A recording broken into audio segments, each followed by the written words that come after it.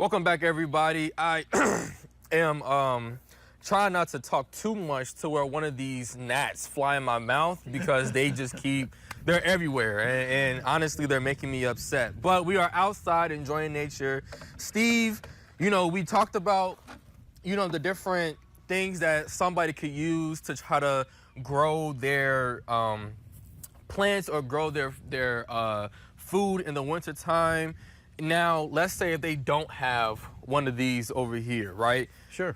What other way, I see you have some demonstrations of what people can also use in order to continue to grow their plants. Yes. So can you kind of go into detail about what we're looking at? Yep. Yeah. Tomato plants growing here in the UP have a big problem, and that is they require heat days. They love heat. That's how they grow and do well. That's how they grow more fruit. So what we try to do is increase the heat days by using a device called a cloche. Cloche is French, or actually it's kind of like Middle Age Latin, and it just simply means bell. And there was a mini ice age in France, and they finally said, "Oh, s'il vous plaît, we must do something." So what they actually did then is they started covering with many, many bells all of the early crops to keep them going.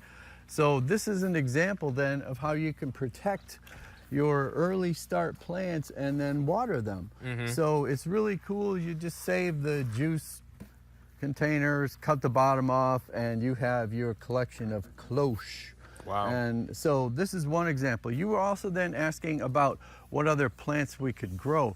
Lettuces, kale, spinach, Brussels sprouts, broccoli. At the big farm that we have that is under process right now, we actually picked Brussels sprouts that sat under the snow, and we picked them in April, and they were delicious. Really? So.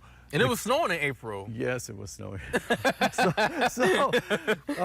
So you can actually use snow to preserve your more hardy plants. You can actually grow under the snow because the snow is an insulator. It's the wind that really hurts these plants. Mm-hmm. So by protecting them, whether you have a hoop house, whether you have cloche or things like that, or you have the greenhouse. The greenhouse, yeah. Right.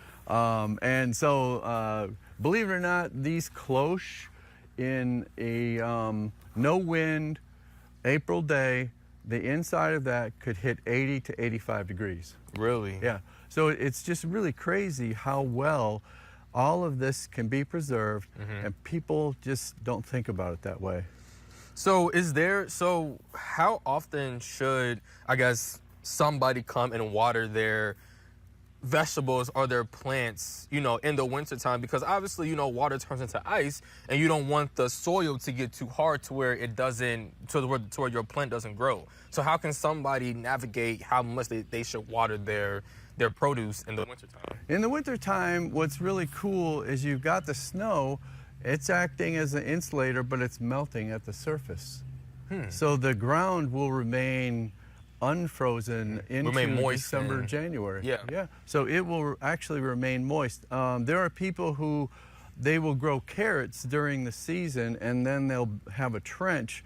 They'll put hay down. They'll put all of their carrots that they've harvested, and then they put more hay down, and they cover that with mulch, mm-hmm. and that will preserve carrots all winter long. Wow. So it's just, it's like, where do you learn all this crazy stuff? I go back to the workshops that we offer. So mm-hmm.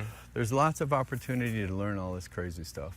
It is. I'm learning a lot now, and I have not yet been to a workshop, but it feels like I am in a workshop. You're in a workshop. Learning about planting. Yeah. So I know that we have to also touch on the greenhouse, yes. Touch on the different things, the different experiments that you have in the greenhouse, Steve. But we're going to do that when we come back from the break.